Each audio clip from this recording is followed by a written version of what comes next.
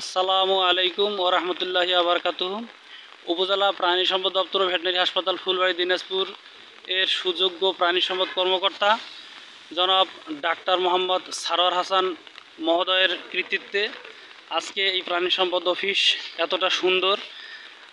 সবচেয়ে মজার বিষয় হচ্ছে আজকে এই বৃষ্টি বাদলাকে উপেক্ষা করে সুদূর মদনপুর গ্রাম থেকে, যেটা পার্বতীপুর উপজেলার মধ্যে পড়ছে, সেখান থেকে এক ভদ্রমহিলা একটা রোগী নিয়ে আসছেন, বাছুর নিয়ে আসছেন। সেটা হচ্ছে জন্ম থেকে হার্নিয়া, এবং এই আপনারা এটা দেখতে পাবেন সরাসরি।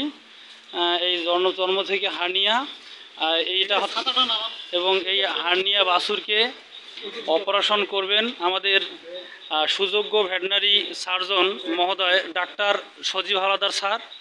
আমাদের এই বাচ্চাটা বকনা বাচ্চা, এবং এই হসপিটালে অনেকে আস্থার সাথে আসে অপারেশন সহ নানাবিধ চিকিৎসা নেওয়ার জন্য। আপনারা এই যে আমাদের আনোয়ারুল ইসলাম ভাইকে দেখতে পাচ্ছেন, ড্রেসার, উনি দীর্ঘ 1.5 মাস পরে আমাদের অফিসে আসলেন, এবং তার দীর্ঘায়ু কামনা করবো আমরা সবাই সুস্থতার সাথে। আমরা পরিচয় করে দেবো আমাদের ভেটেরিনারি সার্জন ডাক্তার সজীব হাওলাদার স্যারের সামনে।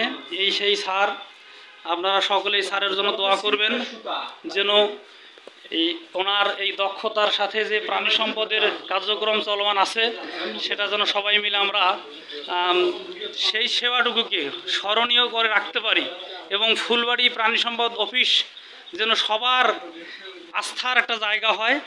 আপনারা বেশি বেশি করে শেয়ার করবেন, সাধারণ মানুষের কাছে এই মেসেজ পৌঁছে দিবেন। এই শুভকামনায় শেষ করছি। আসসালামু আলাইকুম রহমতুল্লাহ। এখন হবে পোস্ট স্যার, এবার হবে স্যার।